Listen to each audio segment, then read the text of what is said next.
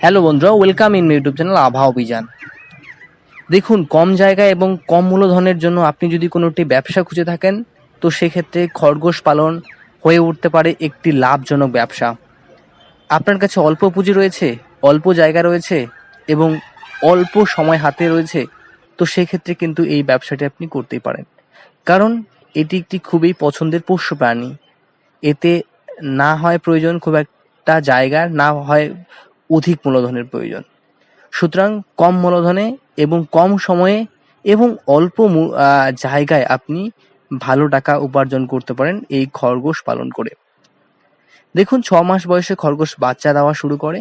প্রতিবারে এরা 2 থেকে 8টি বাচ্চা দেয় এবং বছরে 4 থেকে 6 বার অবধি বাচ্চা দেয়।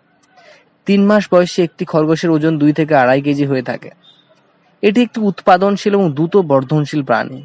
আমরা জানি যে খরগোশ তৃণভোজী প্রাণী এবং এদের খাদ্য তাই সহজেই পাওয়া যায়। তবে খরগোশ পালনের কিন্তু বিভিন্ন রকম দিক রয়েছে, তো সেগুলি সম্পর্কে আমাদের জানা অত্যন্ত আবশ্যক। তো বন্ধুরা, বলে রাখি যে এক জোড়া পূর্ণবয়স্ক খরগোশ কেনা যাবে 400 থেকে 1000 টাকা, যেখানে যেরকম দাম। প্রতি মাসে এরা বাচ্চা দিতে পারে, তবে বছরে 7-8 বারের বেশি বাচ্চা নেওয়া একবারই উচিত নয়। প্রতিবারে এরা 2 থেকে 8টি বাচ্চা দেয়।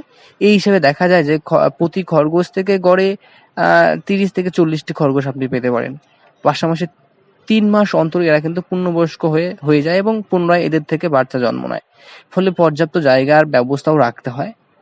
গড় হিসেবে দেখা গেছে যে 1000 টাকার এক জোড়া 6 মাস বয়সী বাচ্চা কিনে বছরে 15 থেকে 25,000 টাকা অবধি আপনি আয় করতে পারেন কিন্তু, এবং তারও বেশি করতে পারেন যদি আপনি আস্তে আস্তে এটিকে অনেকটি জায়গা জুড়ে করতে শুরু করেন। যাই হোক বন্ধুরা, আজকের এই ভিডিওতে আমরা আলোচনা করব যে খরগোশদের আহ, পালনের জন্য কি কি ব্যবস্থাপনা রয়েছে এবং কি কি করণীয় রয়েছে, এবং এদের বাসস্থান কিভাবে তৈরি করা যায় বা কি রকম হতে পারে, খাঁচা তৈরি আমরা কিভাবে করতে পারবো, এবং খরগোশের খাবার। চলুন তাহলে শুরু করা যাক আজকের এই ভিডিওটি। দেখুন, খরগোশদের খাওয়ানোর ব্যবস্থাপনায় যেসব বিষয় মনে রাখা দরকার তাদের মধ্যে অন্যতম হলো, এরা কিন্তু ক্রমশই বাড়তে থাকে, অর্থাৎ খুব তাড়াতাড়ি কিন্তু বাড়ে। খাওয়ানোর সময় খুব সচেতনভাবে বিভিন্ন দিক দেখে নেওয়া উচিত, এবং এদেরকে খুব একটা কিন্তু চঞ্চল হতে দেওয়া ঠিক নয়, কারণ চঞ্চল হলে এরা কিন্তু খুব একটা বাড়তে চায় না।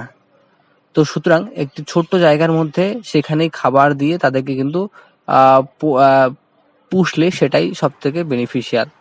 যাই হোক, গরমের দরুন খরগোশরা দিনের বেলা কিন্তু খাবার নেয় না, কিন্তু রাত্রিবেলা ওরা সক্রিয় থাকে, তাই রাত্রিবেলা দেওয়া সবুজ খাবার ওরা নষ্ট না করেই খেয়ে ফেলে।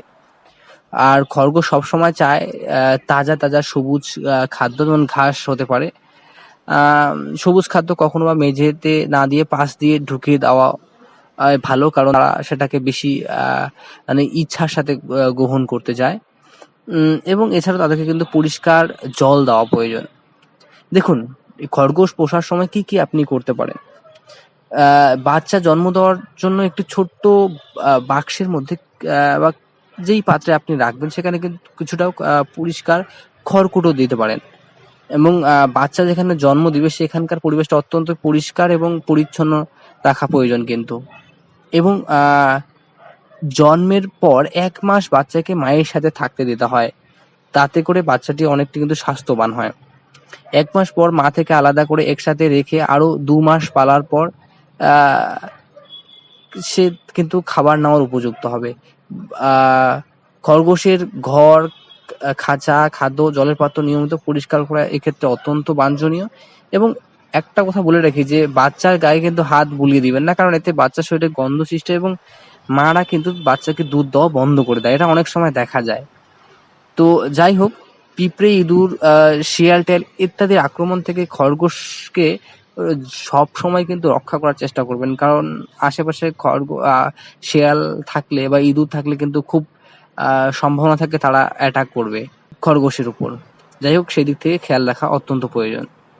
এবং এখন যদি আমি বলি যে বাসস্থান, দেখুন, অল্প জায়গায় কিন্তু খরগোশ পালন করা যায়, এবং যেমনটা বললাম যে নিরিবিলি পরিষ্কার পরিচ্ছন্ন জায়গা তারা পছন্দ করে। একটি বড় খাঁচা আপনি ভাগ ভাগ করে খরগোশ রাখতে পারেন, এবং কয়েকটি স্ত্রী খরগোশ একসাথে রাখা যায়, তবে একাধিক প্রাপ্ত বয়স্ক পুরুষ খরগোশ কিন্তু একসাথে রাখা যায় না, কারণ এরা খুব মারামারি করে। 3 মাস বয়সের পর স্ত্রী ও পুরুষ খরগোশ আলাদা আলাদা রাখুন। শুধু প্রজননের জন্য পুরুষ খরগোশ ও স্ত্রী খরগোশ 10 থেকে 30 মিনিট একসাথে রাখতে পারেন। আর কিভাবে খাঁচা তৈরি করবেন আপনি অবশ্যই এটা সে সম্পর্কে ডিটেলস বলার প্রয়োজন নেই, আপনি জানেনই। বাঁশ, কাঠ সমস্ত যা আপনার কাছে সহজলভ্য রয়েছে সেটি দিয়ে আপনি তৈরি করতে পারেন বা নেট দিয়েও করতে পারেন। যাই হোক, সবশেষে যদি আমি বলি খরগোশের খাবার, দেখুন কচি ঘাস, লতাপাতা, শস্যদানা, গাজর, মূলা, শসা, মিষ্টি আলু সমস্ত কিছু তরি-তরকারির ফেলনা অংশ সমস্ত কিছু কিন্তু এরা খাবার হিসেবে নেয়। ঘাস, শাক ইত্যাদি সবসময় শুকনা বা ঝকঝকে অবস্থায় দিতে হয়। ভেজানো গম বা ছোলা অল্প সিদ্ধ করেও দেওয়া যেতে পারে। এর সাথে ভুসি আপনি কিন্তু মিশিয়ে দিতে পারেন, যাতে করে ওদের শরীর কিন্তু খুব সুস্থ থাকে এবং তারা স্বাস্থ্যবান হয়।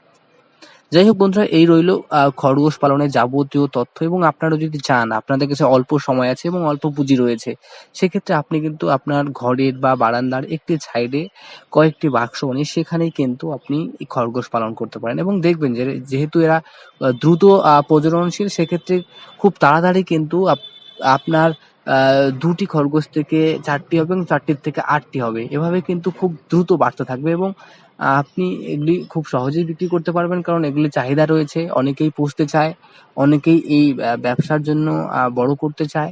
তো সেক্ষেত্রে কিন্তু আপনাকে খুব একটা খাটনি করতে হবে না। আপনার আশেপাশে যা ঘাস বা বাড়ির খাবার রয়েছে, শাকসবজি এই সমস্ত কিন্তু আপনি দিতে পারেন এবং সেগুলি খেয়েই তারা কিন্তু খুব সুস্থ সবলভাবে বেড়ে ওঠে। তো আজকের মতো এতটুকুই। দেখা হচ্ছে পরের কোনো এক ভিডিওতে। ধন্যবাদ সবাইকে।